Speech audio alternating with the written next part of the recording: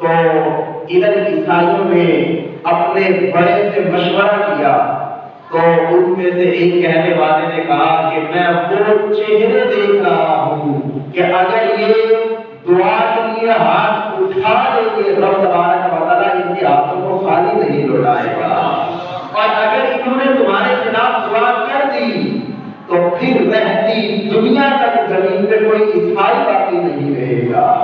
تو یہ نبی کریم صلی اللہ علیہ وآلہ وسلم کا مبارک گھرانہ ہے کہ جب مباہلہ کا موقع آیا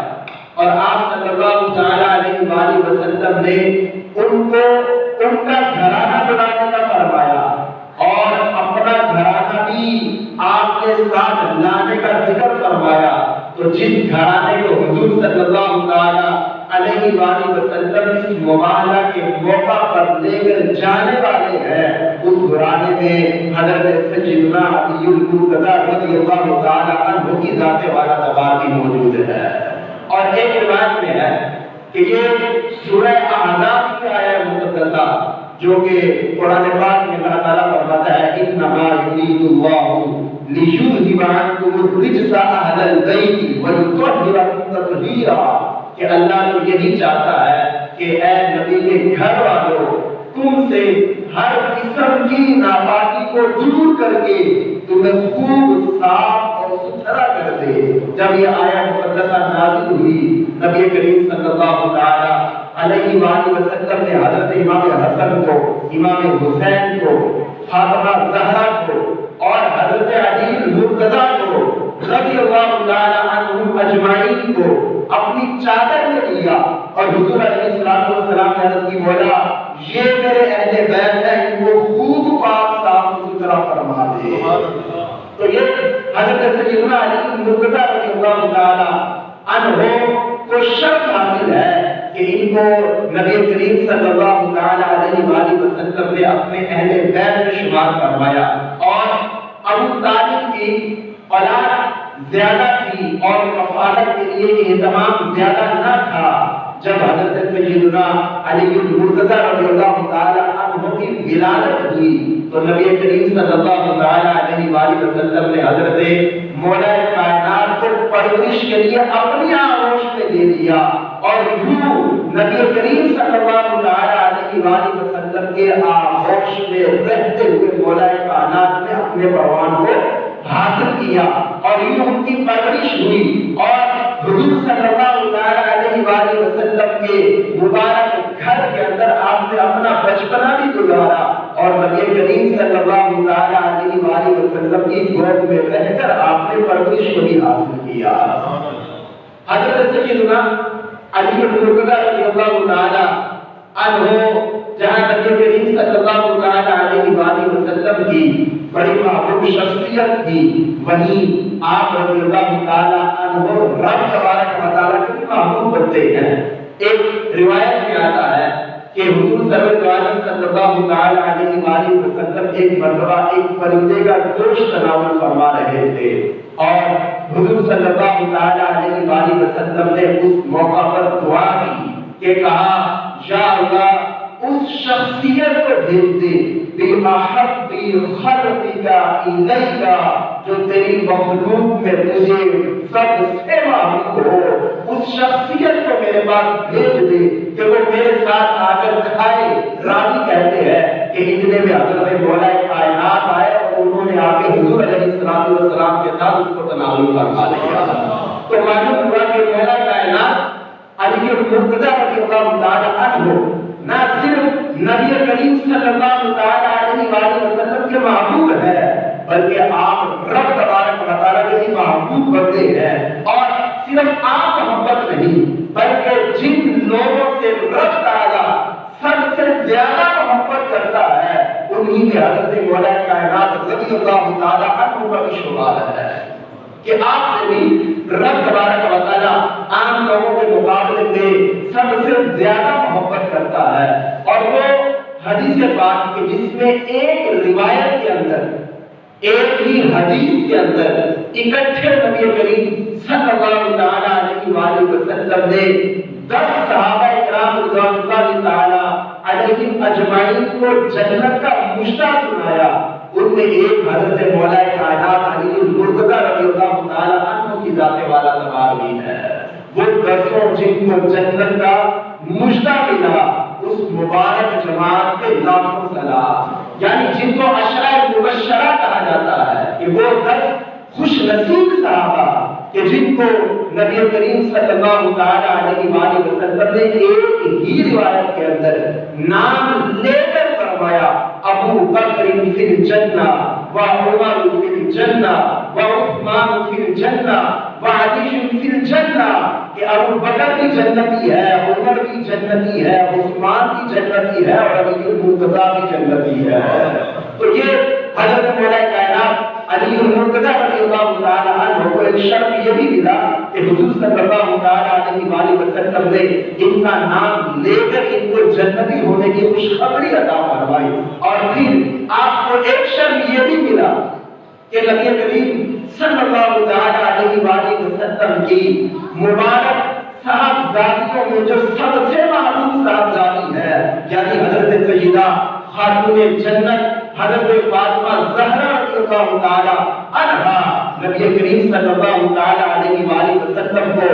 رب تبارک و تعالی کی طرف سے حکم ہوتا ہے کہ محبوب اپنی صاحبزادی فاطمہ کا حضرت علی المرتضی رضی اللہ تعالی عنہ کے متعلق حکم ہوا کہ فاطمہ کا علی سے نکاح کر دو۔ حضور علیہ السلام نے حکم رب پر اپنے رب تعالی کے اس فرمان پر عمل کرتے ہوئے اپنی سب سے چہیتی صاحبزادی حضرت فاطمہ زہرا رضی اللہ تعالی عنہا کا حضرت علی المرتضی رضی اللہ تعالی عنہ سے نکاح فرما دیا،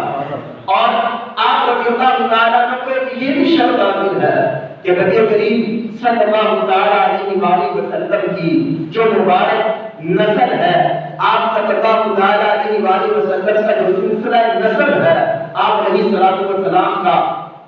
صاحبزادہ نہیں تھا کہ جس سے آپ کا سلسلہ نسل چلتا، تو حضور علیہ الصلوۃ والسلام نے فرمایا کہ مجھے رب تبارک و تعالی نے یہ خصوصیت عطا فرمائی کہ میری بیٹی فاطمہ سے میری نسل کو چلا دیا، اور حضرت فاطمہ زہرا رضی اللہ تعالی عنہا کی جو نسل چلی وہ حضرت علی المرتضی رضی اللہ تعالی عنہ کے وجہ سے چلی، اور یہ پتہ چلا کہ حضرت نبی کریم صلی اللہ تعالی علیہ وآلہ وسلم کا جو مبارک سلسلہ نسل چلا وہ حضرت علی کے ذریعے چلا، حضرت فاطمہ زہرا رضی اللہ تعالی عنہا کے ذریعے چلا ہے۔ تو جتنے بھی سید ہیں اور جتنے بھی یہ مبارک سلسلہ ہے جن کو ہم سید کے لقب سے یاد کرتے ہیں، یہ سب جہاں حضرت فاطمہ زہرا رضی اللہ تعالی عنہا سے تعلق رکھتے ہیں، یہ حضرت علی المرتضی رضی اللہ تعالی عنہ سے بھی تعلق رکھتے ہیں، اور پھر ان کا سلسلہ نسب محبوب کبریا سید الانبیاء صلی اللہ تعالی علیہ وآلہ وسلم کے مبارک سلسلہ اس سے بھی ثابت ہے۔ تو یہ بھی حضرت علی المرتضی رضی اللہ تعالی عنہ کو نبی کریم صلی اللہ تعالی علیہ وآلہ وسلم سے خصوصی شرف حاصل ہوا کہ حضور صلی اللہ تعالی علیہ وآلہ وسلم کا جو مبارک سلسلہ نسب چلا تو وہ حضرت علی المرتضی اور حضرت فاطمہ زہرا رضی اللہ تعالی عنہما کے ذریعے چلا، اور ایک اور حضرت علی المرتضی رضی اللہ تعالی عنہ کو جو خصوصیت حاصل ہوئی ان میں سے ایک یہ کہ جو نبی کریم صلی اللہ تعالی علیہ وآلہ وسلم نے حضرت مولا کائنات رضی اللہ تعالی عنہ کے متعلق تمام صحابہ کرام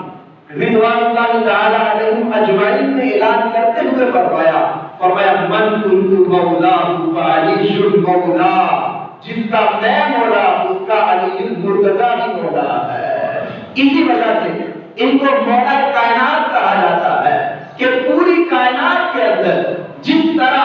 جس کے مولا نبی الانبیاء سید المرسلین اور خاتم النبیین صلی اللہ تعالی علیہ وآلہ وسلم کی ذات والا تبار ہے، رب تبارک و تعالی کے پیارے محبوب صلی اللہ تعالی علیہ وآلہ وسلم نے اعلان کر دیا کہ جس کا میں مولا ہوں اس کا علی المرتضی بھی مولا ہے، اور حضور علیہ السلام نے یہ بات رب تبارک و تعالی سے راز نیاز کے اندر کرتے ہوئے، یعنی اپنی مبارک دعا کے اندر کرتے ہوئے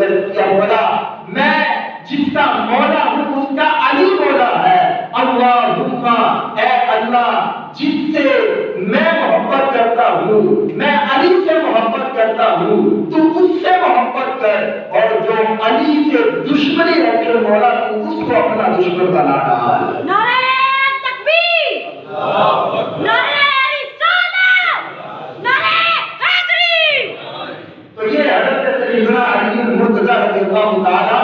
عنہ کو ایک یہ بھی خصوصیت حاصل ہے کہ مولا کائنات ہونے کا نبی کریم صلی اللہ علیہ وسلم نے آپ کو شرف عطا کیا ہے، اور اس فضیلت کے اندر جہاں دوسرے لوگوں کو رب تبارک و تعالیٰ نے آپ کے اس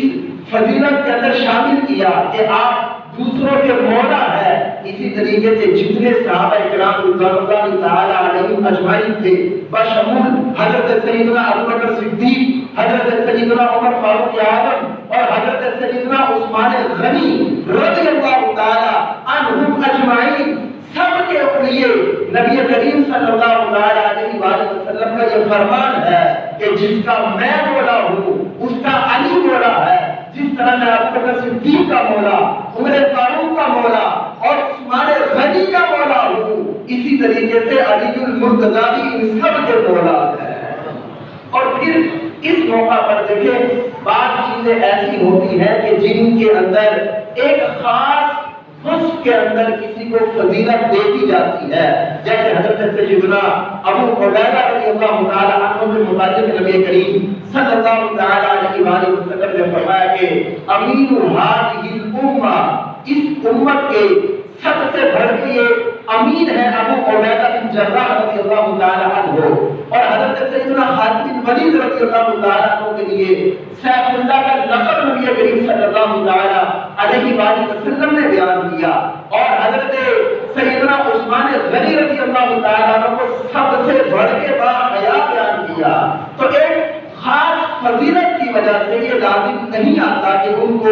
اب ہر ایک پر عمومی فضیلت حاصل ہو چکی، جیسے حضرت سیدنا امام حسن رضی اللہ تعالی عنہ کو یہ فضیلت ہے کہ نبی کریم صلی اللہ علیہ وسلم کا جو مبارک سلسلہ نسب ہے ان کے ذریعے چلا، امام حسین کو یہ فضیلت ہے کہ ان کے ذریعے چلا، اور حضور علیہ السلام نے ان کو فرمایا سیدہ شباب اہل الجنہ کہ جنتی نوجوانوں کے سردار ہے، لیکن اس کے باوجود کوئی یہ نہیں کہے گا ایک خاص فضیلت کی وجہ سے ان کو سب پر عمومی فضیلت حاصل ہو گئی۔ تو اسی طریقے سے حضرت مولا کائنات علی المرتضیٰ رضی اللہ تعالی عنہ کو بے شک یہ فضیلت نبی کریم صلی اللہ علیہ وسلم نے عطا فرمائی کہ آپ نے فرمایا جس کا میں مولا ہوں اس کا علی مولا ہے، لیکن اس کا مطلب یہ نہیں ہے کہ حضرت علی المرتضیٰ رضی اللہ تعالی عنہ کو اب سب پر نبی کریم صلی اللہ علیہ وسلم کے بعد سب پر فضیلت حاصل ہو گئی، کیونکہ قرآن پاک میں اللہ تعالیٰ ایک موقع پہ فرماتا ہے فَإِنَّ اللَّهَ هُوَ مَوْلَاهُ وَجِبْرِيلُ وَصَالِحُ الْمُؤْمِنِينَ کہ بے شک میرے محبوب کا مولا میں خود بھی ہوں، فَإِنَّ اللَّهَ هُوَ مَوْلَاهُ کہ بے شک اللہ ان کا مولا ہے، وَجِبْرِيلُ اور جبریل ان کا مولا ہے، وَصَالِحُ الْمُؤْمِنِينَ اور جو نیک مومنین ہے وہ بھی میرے محبوب کے مولا ہے۔ اور یہاں مولا سے مراد مددگار ہے، یعنی میں ان کی مدد کرتا ہوں، جبریل ان کی مدد کرتا ہے، اور نیک مومنین میرے محبوب کی